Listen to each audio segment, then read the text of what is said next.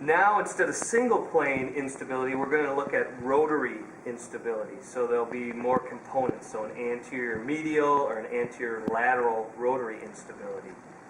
So two tests that we can use. The first test is for anterior medial rotary instability. Is the Slocum test with external rotation of the tibia. So remember, we're looking at the anterior medial structures. All right. So what we want to do is position the leg, the thigh and leg, in a position similar to the drawer test.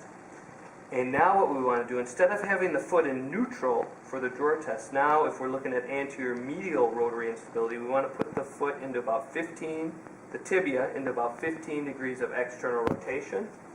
All right, and then what we want to do is stabilize the foot by sitting on it, make sure their hamstrings are relaxed, and then draw the tibia forward. And we want to look and assess any anterior or medial instability. So the anterior medial portion of the tibia would come forward. And the two big structures that we'd be looking at is the medial collateral ligament and the anterior cruciate ligament. Next, we could look at anterior lateral rotary instability, and all we have to do is change the rotation of the foot. So instead of external rotation, we move the foot into about 15 degrees of internal rotation. That would tighten up the structures on the anterior lateral side. Sit on the foot and stabilize. Draw the tibia forward. And assess if there's any anterior or lateral movement of the tibia.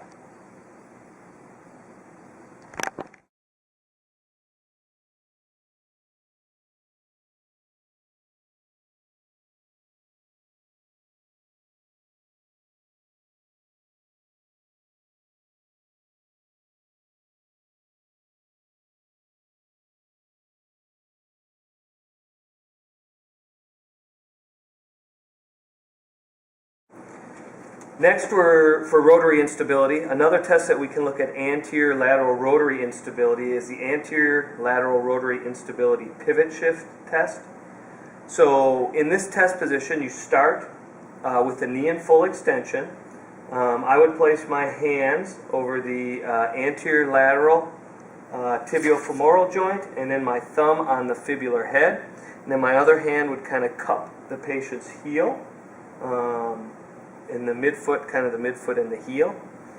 And then the next thing I would do is I would medially or internally rotate the tibia, and then I would apply a valgus force. All right, so I'm pushing inward. And then what I want to do is I want to slowly flex the knee. All right, so internal rotation of the tibia, valgus force. All right. And then slowly flexing the knee.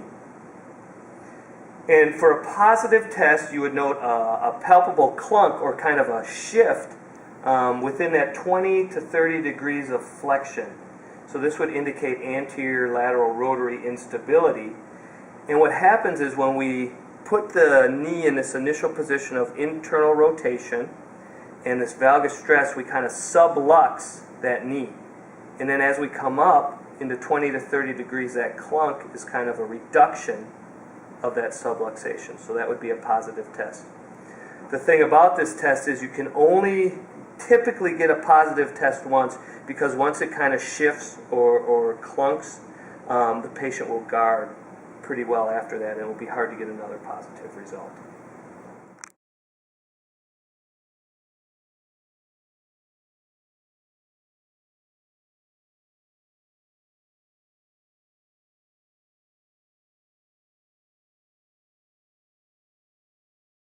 The next test is the reverse pivot shift, or the Jacob test.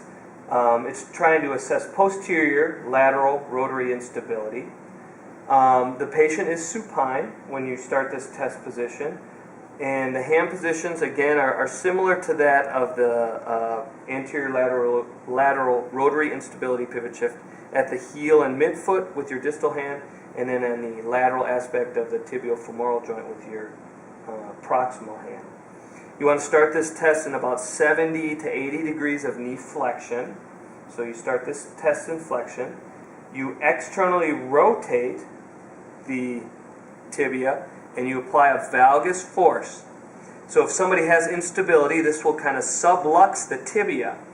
And then as you move down into extension, all right, you're looking for that clunk or that shift as you're moving into extension at about 20 degrees of extension. You might note a clunk or a shift if they have posterior lateral rotary instability.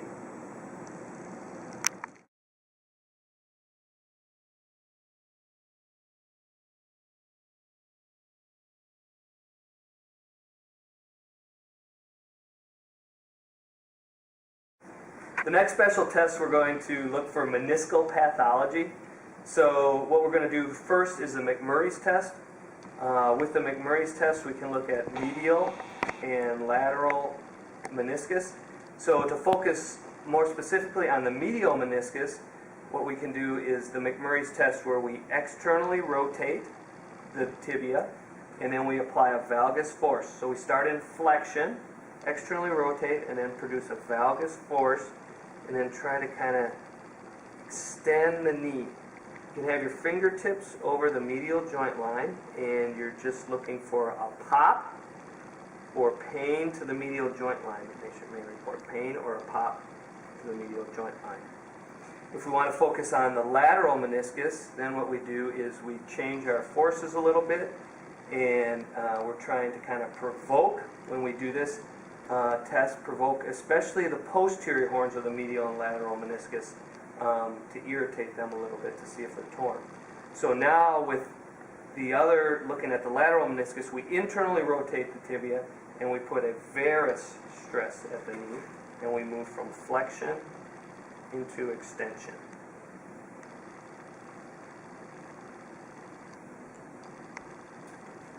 So that's the McMurray's test. The next special test would be the bounce home test. And with the bounce home test, again, what it is kind of a provocative test, testing for the integrity or a tear of the meniscus. And with this test, what you do is you have your hand positioned at the distal tibia, and then your proximal hand is kind of supporting the joint into about 30-40 degrees of flexion. And then when you do the test, you just kind of drop the patient's knee into extension, or bounce it home. And a positive test would be pain to the medial joint line if you were suspecting medial meniscus, or to the lateral joint line if you were suspecting a lateral meniscus.